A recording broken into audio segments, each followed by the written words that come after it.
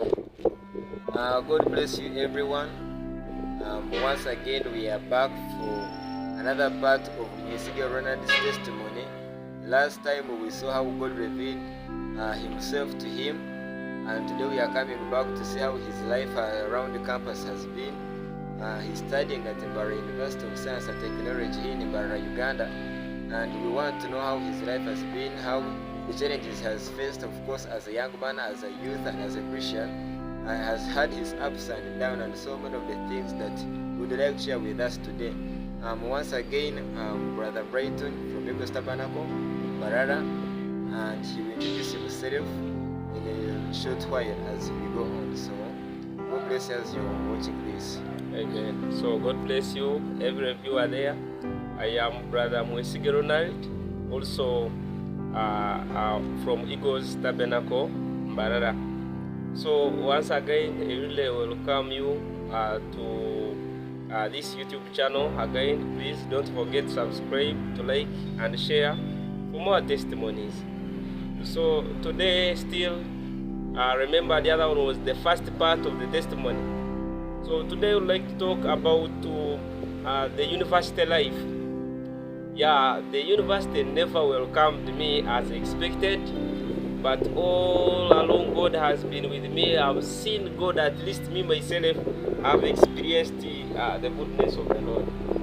So in which ways? Now, maybe my brother, before I go to which ways, I feel like there is a scripture that I should first talk about, because really I just feel it. It is in the book of 2 Timothy 1:8.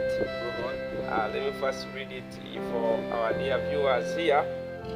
So it is in 2 Timothy 1:8. It reads, "Be not thou therefore ashamed of the testimony of our Lord, nor of me his prisoner, but be thou partaker of the afflictions of the gospel according to the power of God." So this was Paul who was writing to our brother Timothy, that he should not be ashamed of the testimony of the Lord. So Ronald, I'm not ashamed of giving the testimony of the Lord where he has brought me. My brother Brighton, the Lord has brought me from very far. So I remember at the beginning, I came to Mbarara my first time. I had no any relative. I never knew there anyone. It was 22nd. It was Friday. It was January. Then I reached in Mbarara. It was around 9 a.m.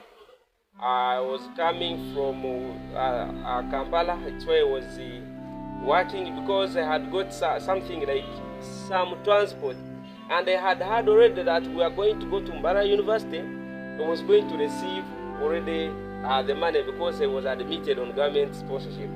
So actually, I came from a home where I never had enough support.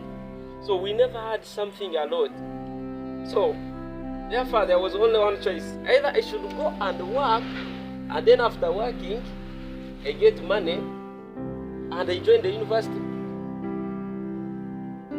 or else I should just stay at home and I leave the sponsorship. So there was one choice. So I had to go and work. Then after working, I managed to get transport. So the transport and some very little money, it was around 70 there, is what I came with. I carried my luggage. Then I came to Mbarara University.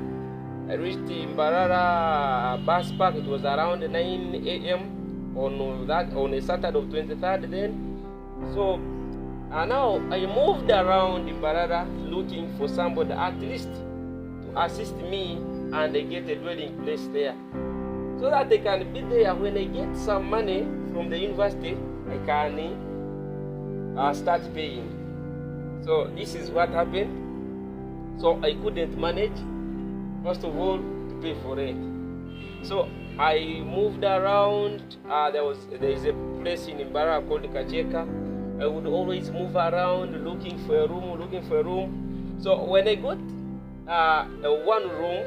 They told me this one is 80,000. I looked at the room. Yes, it was nice, but I had no money, so there was no choice. You know, I came saying that since I'm coming from a poor family, I should look for a room where I'm supposed to be paying at least 50 shillings. I mean 50,000 shillings. So when I got that, when I moved around, I couldn't get a room. I never gave up. So I continued and moved up. So I reached the next place. After reaching the next place, then I got a certain room. It was formerly a guest house, and then was turned into rentals. So I saw a certain signpost that there are rooms for rent here.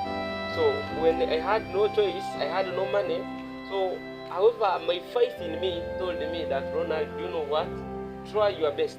So I tried my best. I reached that place. I found a custodian there. Told me, okay, you can have a dwelling place here. It's okay. I got a place. So just because of faith, and I never bothered, I couldn't mind. So I continued my university life like that. So, however, I had come with only 4 packets of macaroni, well prepared.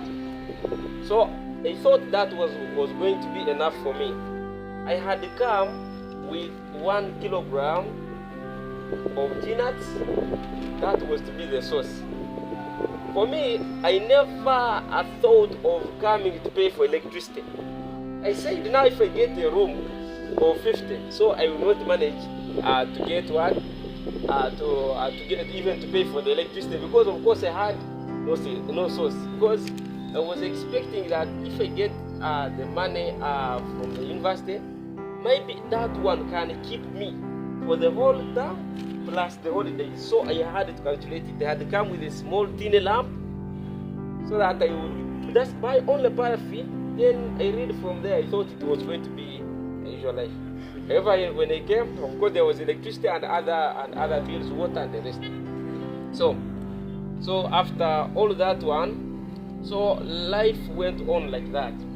However, I thought that I was going to receive money on the next Monday. That when I joined campus immediately, they will send us our living allowance. And I was so happy I had calculated. He said, now it is okay. But my brother, really, God lives. The time came when the macarons got done. So there was no choice. So the only choice that was there was to interact with some of the friends around, some of the campuses, so that they can at least give me some food, something. But of course, they couldn't give you every day. Remember, you couldn't send home that send me food, because of course transport itself is not there. So there was no choice. So the only thing that they had was to start up a business.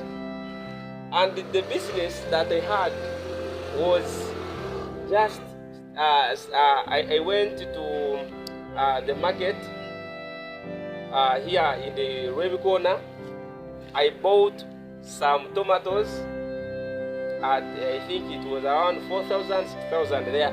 I said I'm going to start my life like this, because I cannot just die when I have some little money which is even going to be used up anytime. So the only choice that I had was only one. Should either go to the market, I get any business that they can manage at that time, or I wait for that money to get done, and then.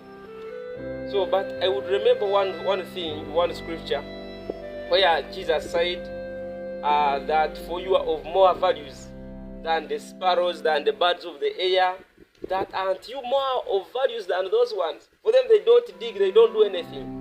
So, yeah, in Matthew 6. Yes, please. Yeah, it is in Matthew 6. So, Matthew 6:26, probably. So, I just got that little money. I went to the market in the Remy corner. I bought some, I bought some tomatoes. So I had to get them together, and there is, I don't know how they call it, but I had to make some I had to collect some certain to group them. I get like 4 tomatoes, 4. Then I placed them in my room, and I started now advertising that here I have started a business. Which business? I'm selling tomatoes, so that I would get that little money, and then I survive on that. So that time reached, we started at campus. I had a phone, but of course there is no data. So we continued just life like that. So, but remember, I would go to campus. From campus, I go back home to go back and put my tomatoes like in some polythene bags, and then I take them to Ajib. There is that along the pavement of Ajib Motel there. So I would go there, I put them down there, they buy. If they don't buy still, I would just carry my things and then I go home. They would buy and I get profit of 2K, so that was portion of 1K and some peanuts. I go home and cook. Then I wait for the next day. So the next day still I will do the same thing. So how long did you do that?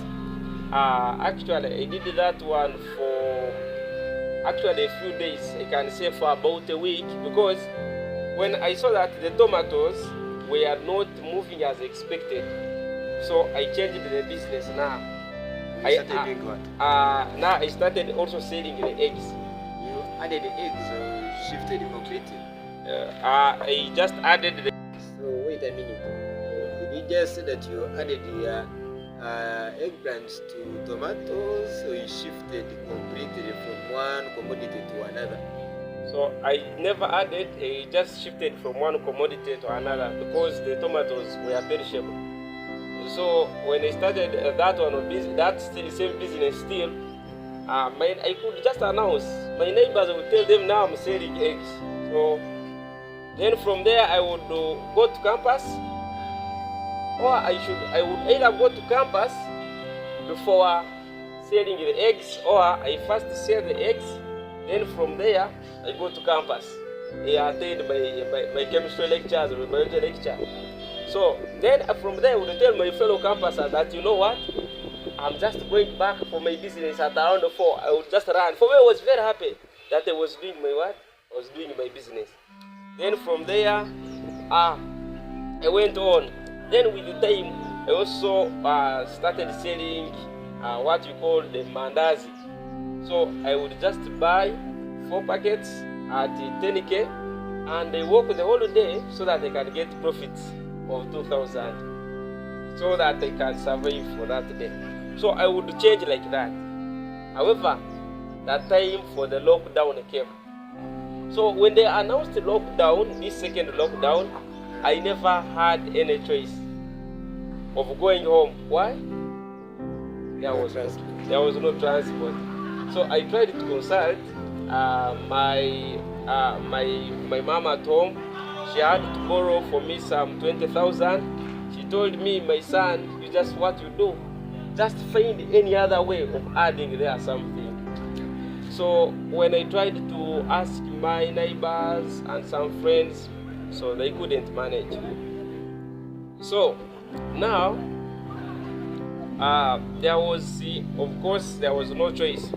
So what I did in the lockdown, it was on Sunday when I just decided that maybe I should start up a business. I just got that thought to be on that Sunday. So on Monday I had to go to Ajib, because at Ajib I had already their friends, those people and other kids who sell things along the road. Yeah. So I had to go back because I had made some friends there, and there was one who was selling yellows previously, but now she had changed to mask. Now that she had already advanced in business. So I tried to talk to her that which business can I do here quickly for the survival. Then she advised me and she took me to where they were selling yellows. So when she took me there, I never had something that they would use to carry yellows from. So she dealt with that woman. They gave me some kind of basket. So that real day, he started a business with some 6,000, so that at least the other money can be reserved. If there is some kind of loss here, then I can put it back. Or if this business fails, then I can get more capital ready from the savings. So I had nothing to do. Yeah. So it continued like that. I started selling yellows in the lockdown. That was in the lockdown. So when I started selling yellows, of course rent I had paid some months ahead. However, the lockdown also continued. So the lockdown continued, and I also continued with my business. So after the lockdown, you didn't change? No, I changed after some time. It was on 30th. It was September of 2021. It is when I was there on that day, waiting for customers of my yellow, and I had nothing, of course. The yellows where I had bought them, I would buy from Makanisi. I would also buy from Makanisi Market. Then I would also buy from Chizungu and also Central Market. However, now there was this thing. You know, sometimes the yellows would reach a certain time and I don't get the customers, and therefore the yellows wouldn't take a lot, because I would just buy like 2 clusters or 3, 2K, and then I keep on watching and hawking them so that I can get some money, because I was selling 2 yellows. That was 500. Yeah. Okay. So after the lockdown, what happened when the school resumed? Okay, actually, maybe if I can first tell you, even before the schools resumed, during that course of selling yellows, I had some people who would sell me, of course, at a cheaper price. Others would trust me, they add me more so that they can go and make profits, then I bring back their capital. However, the time reached when the yellows of my quality, which they wanted, got done. So they remained with the good quality, because the good quality, they had customers in the market. But for the ones of my good quality, we are done. Yeah. So when they got done, so there was no choice. So they would just give me any. They would give me some yellows, which maybe some of them were bad loaf. Not all of them, of course, but some of them. Some of the people were giving me yellows and selling them to me, because it was a matter of pleading. Because you know, in Central Market, you go there, you find everything. But selling at the higher price, and for you want to buy as wholesale and moreover 2 clusters, so it would be hard.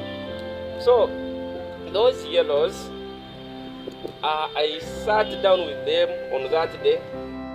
I waited for customers. I wouldn't get. Why?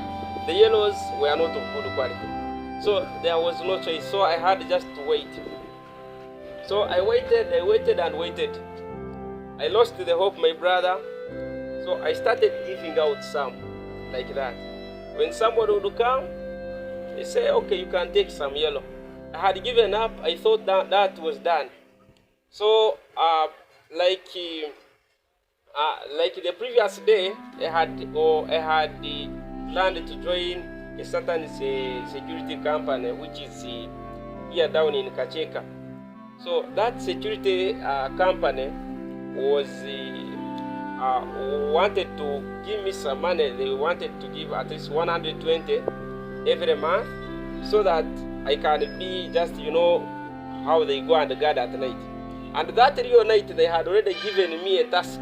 They had already told me that you will come to the supervisor, he will guide you where you should go, because I had given up. And you become an askari? Yes, I become an askari. Then, however, in my heart I would say, really, God, does it mean that one day, okay, he should even become an askari? So I really got surprised. So on that day, as I was going to become an askari, as I was going to start protecting other people there, So the yellows were there looking at me, and I was looking at them. No customer, so I had just to wait. I waited. It reached around 10 there. Nothing to do. But I remember during that time, people were learning online. My phone had got a problem. Of course, of course, if the phone has got a problem, even if you get some money for that, now it would be useless. Yeah. So when my phone of course, my phone got spoiled during that time. So I had no choice. I just remained there. I wouldn't study. Who would study online? So for me, some colleagues, when I would meet them, I remember there are some ladies that met me at around the poster there. They found me carrying my yellows on the head. So they said hello whatsoever, but for me I was feeling it inside. Yeah. Though for me it was very happy because I'm having a business. Yeah. However, as campuses, there are other, for them they can have another perspective. They say, this one is selling yellows or whatever. No wonder I would carry my yellows on the head when I was stacking in, seriously. Because actually I loved my job and I would always move like that. Yeah, up to now I got used to that. So I would carry my yellows and just sell them. Now, going back on the other day, as I was waiting, it was around 10 or 11 something there. I was there waiting. All the hope I had got lost, so I never had any hope. So what I did is that was just one thing. That was only to wait, and I started moving around there with my friends. Sometimes we would try to borrow like that. So there was no choice. What happened? So the smartphone, of course, was not working. So I had bought a certain phone. It was a small phone where the SIM card, I would just get the SIM card. I first put there a stick, then I put there the SIM card. Yeah. So, however, I was there, I waited. I had a certain message on the phone. When I tried to check on the phone, it was some kind of man around 9,034 there. So, to find out it was already the LOA. The LOA for me I was not communicating with my friends, so I had not communicated to them. So when the LOA came in that way, I just had to go back on the mobile money, meaning on my account, and I put in the PIN so that I can confirm if it is the real money or if it is just a message. So there was nothing to do apart from that. So after checking, I found out it was the money. Immediately, I called some friends there. I started giving out yellows. People never knew why I was giving out what? Yellows. So they thought that maybe I was just tired. Maybe I had some money. I don't know whatsoever. Maybe they thought. So I had one saying that, Mutoro, they would call me Mutoro. Mutoro likes Bambi giving. Okay, Mutoro Bambi likes giving. However, for me, I had some kind of joviality in me. I had a lot of happiness.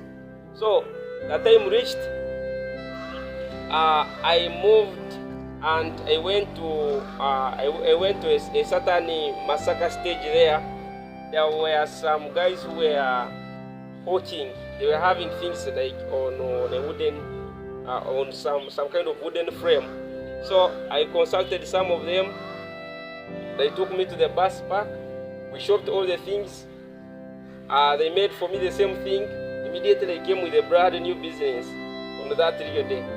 So that day I wouldn't even remember that I was supposed to be an askari. I carried my finger, went back to my dwelling place, and I started selling immediately. I went there so that I can testify them how the business has changed in a moment. So I continued with that business that day. Then on the next day, it is when I was called by the other family that you man, did you go there? You didn't report on duty. You didn't report on duty. For me, even at that time, I never wanted to know. He said that for me, I've already changed, go to the business or whatever. I had not met my supervisor. Moreover, he was my OB, so I had not met him at all. So it continued like that. However, really, that's why you can see God can lift you from nothing, something. He lifted me from the yellows, then from from the tomatoes and the onions and the rest, then to eggs, then to mandazi, then from mandazi, now I came back to yellows, which was a good business of that time. Then from yellows, I came to hawking. I started hawking. At that time, it is when towards November there we started. During November, we started at campus now after the lockdown. So when we started, I had lost some hope at campus because there was not reading. So I had a thought in me that either I should leave campus and suffer, or I continue, or else I go there and I get a retake. Because for me, this is what I expected. Of course, you have not been studying, you have not been attending, you have not been doing anything to get retakes. That was again one of the options. So, however, I would try to come closer to my colleagues, to my fellow classmates. But my God bless them. Remember, there is my friend Achari Emma, there is Barbara, and Esther. Those people would try to comfort me always. So whenever they would try to comfort me, that would also change my mind until I accepted that I should go and do the exam. So my brother, this is what God did. So I would go to do the exams. Of course, I never had the phone and I had not read before. I would go to do the exam. Of course, we had to first complete the exams which we had not completed, and then we start new ones. So I would just go to read without the phone. I go to the computer lab. I would find it is closed. At 8, they have not yet come. We are beginning exams at 9. So I would go there. I get somebody's paper like this. Then I start reading from there. When I would find those who have summarized, so I would just read through during that time. However, I thank God that there was not even any retake that was named there. Wow. So there was no any retake. So now, without forgetting, maybe as I'm concluding my testimony, during that time when I was selling the yellows, during that time, I was at the same time renting. The rent was increasing like that. So when I got the other money, I had to pay for those extra months. After I remember for the other first semester, the money had got done in around June, July, June, May there. So I had to come back now and clear. After clearing, I would remain. Of course, the house was 70 per month, and I had started a business of around. They had started around either 250 or 290 there. I don't remember well. So I had to go back and clear the other rent, and remember was remaining with some few months to go back at what? To go back to campus. And again, remember from campus, we would again have to go for another short holiday. That's a holiday for December. Then we again begin in year 2. So after paying there, so I had to change a room so that I can shift and go to another place where they can do what? They can bear my conditions. Okay, where I can get the room of around 60-50 there. So my brother, I'm telling you, don't despise God. Don't demoralize yourself. Don't think that you can't. Actually, you can. I had thought that maybe I can't. So I continued. I shifted to the next what? To the next place. So when I got a place, there, the place I found, yes, my money was 50. However, that 50 was supposed also to suffer for it, because I felt like now it's already done. 50, of course. I had first pay that 30, then I shifted the things and then I paid the rest. So they told me to clean the room. I had to clean it, and I placed there my things and the rest. Now, after like 2 to 3 days, I had not tasted the quality of the house that I was in. So I was there sleeping at night. I had a certain brother that I was working with around the town. They had also chased him for work out of the room because of rent. So I said, let me also help. So as we were sleeping, we just found ourselves at night in some kind of flood. So I never understood what it was. Yet the room was leaking. By that time, it was raining during that month of October. So it was leaking seriously. So the water was already in the house. Remember, the house had certain steps, so it was constructed in such a way that water would even come from outside and then it slopes. Remember, there is this water that was leaking. So that was the kind of house in which I was. So we would wake up and we first shift the bed. We take it to this side or the other side so that we can sleep. Of course, we were supposed just to bear with the conditions, with the mattress, with the blankets that we had. So there was nothing to do. So with time I said, dear God, now this was the kind of the washrooms. The washrooms, remember I was in a place where there were, of course, they call them the Bayai. And they called the infidels or the hooligans, whatsoever they called them. So, that was the room. Why had I chosen in that place? First of all, it was cheap. And I had nothing to do. I had nowhere to go. So there was no choice. So I had to get the one that is in the town. However, getting a room in the town like here in Barara, so it means you would find those ones are what they usually call the ghettos. So you would just be there. However, I was there as a Christian still. So I continued. From the information that I know, you are now a teacher, secondary school teacher. Yes. And teaching in about 2 schools. Yes, please. How did you come from that hawking and whatever, from selling tomatoes and hawking and yellows to starting to become a secondary school teacher? Okay. Now, during the other time of hawking, I started getting certain schools. I first got at the first school, which was in Boma, started paying me. I was getting some kind of 30,000 every week. I was teaching there about 3 days or 4 days there. Started getting that one. Then after some time, I got another school. Then after, I also got another school. Wow. So, but all that one, remember, now I can pay rent for myself. Yes, now I can do it. Remember, at first, I was in a dirty room. I was in a leaking room. I was in the washrooms, which I cannot describe because really, it is ashaming. Yeah, where I wouldn't even go for bathing from there. So I had just to buy a large basin where I would sit as a child and I pour water. I bathe from that basin. Then from there, I take water, I pour it out. Yeah. So that was the kind of place. So, thank you for that kind of testimony. Yes, please. But there is one more thing that I want to know. Yes, please. Through these years, how have you been able to live as a Christian?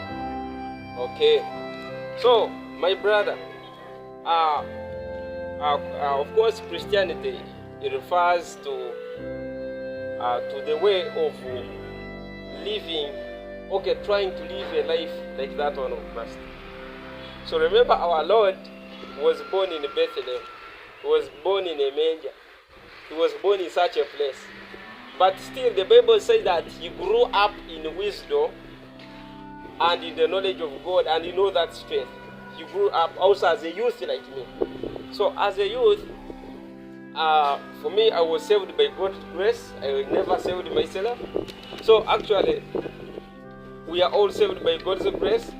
It is God who is always providing. There is one thing that I cannot forget, is that when I was still in Kacheka, God provided for me until I reached, during the lockdown now, I was selling my yellows. And because during that month of July there, the matoke had decreased in its price until now until I started even giving some of the neighbors some of the matokes because they were too much for me. So now, as a Christian, I have kept the faith. I have run the race. I have been with my Lord, and actually I love Him because from that experience, from that kind of life that I have passed through, that is the testimony that I'm having. That's the experience. Therefore, I can say that He is the same yesterday, today, and forever. He is indeed the provider. I have seen His hand in lifting you up. Yes, now you can see a person who was selling tomatoes, onions, and eggplants in his home, in his house, and then selling yellows and getting them from the market. And actually there was a time reached when I started buying some bunches from a certain neighbor there in Kacheka. So I would take them at home and let them ripe. A person who has come from selling eggplants and carrying all the, you remember carrying yellows, carrying eggplants, you can't pass. Even one day, one person said that Mutoro, they are going to catch you. These of what? Of the council. For me, he was just standing there. He never knew the things of the council until those of the council moved out and they said, just Ogono Mushema. That's what they say. That is just a fool does not understand. They left me. So I thank God, I really thank God that He has lifted me up from a person who was selling yellows, now to then to a person who was hawking things, and again to a person who is now a teacher. And I'm proud to be a teacher. Of course, mature biology and chemistry. I just learned biology through this nature. Actually, for me, when I see anything related to plants, when I see anything, even if they are teaching, you see the lecturer is teaching, for you are just seeing God in that one. He's teaching about a plant, you are seeing how God is. He's teaching about the ecology itself, you are seeing just the environment. You are just seeing the goodness of the Lord. I previously saw you publishing a book of biology. Yeah. Okay, brother. Speak about that book in that's God's grace. So, okay. It was during the time of my SP, my first SP. So I sat down, I got different books, and the school in that school where I'm currently even teaching, in that school they told me that we need biology practical books. So I had to sit down because other teachers were there, but of course I had more interest. Yeah. So they gave me the more books. I started collecting information from different books. I analyzed it. Then I made a book.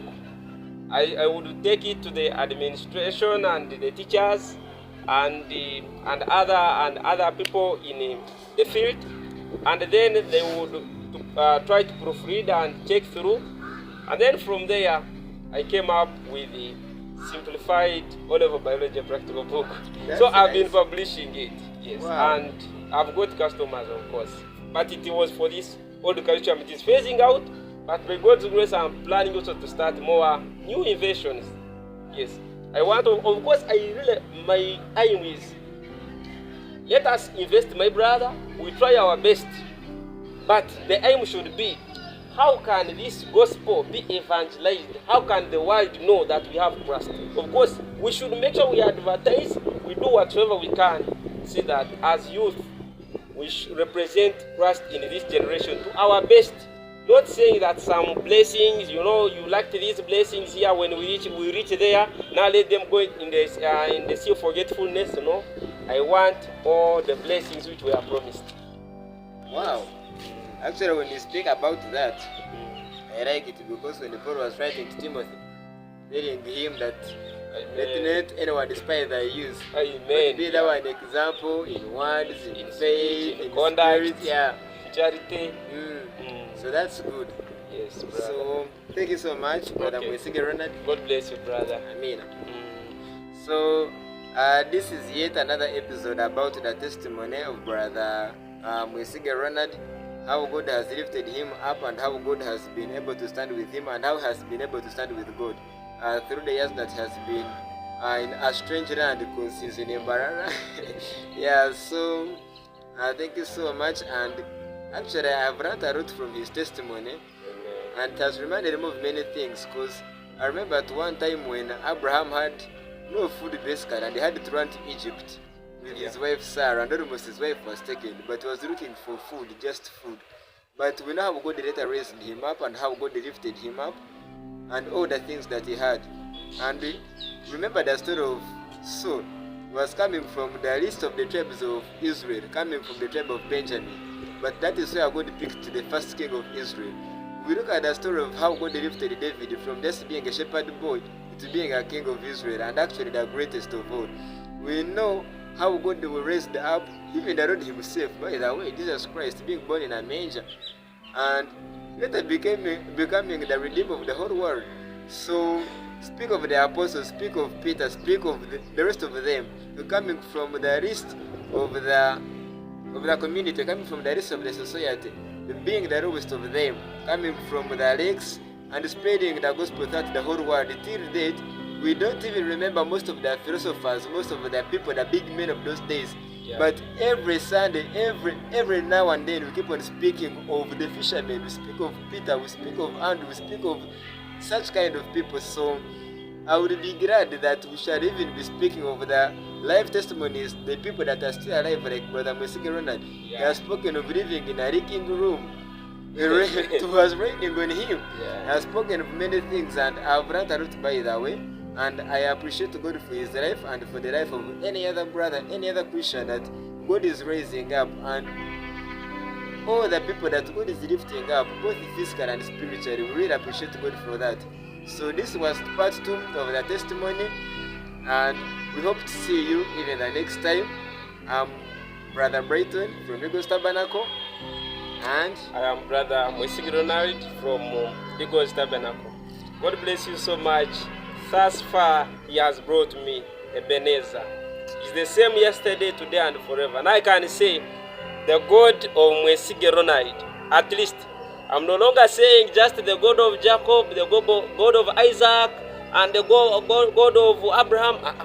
Now, since I am a grandchild of our Abraham, so now I can say the God of Mwesige Ronald and the God of Brighton. Amen. God bless you.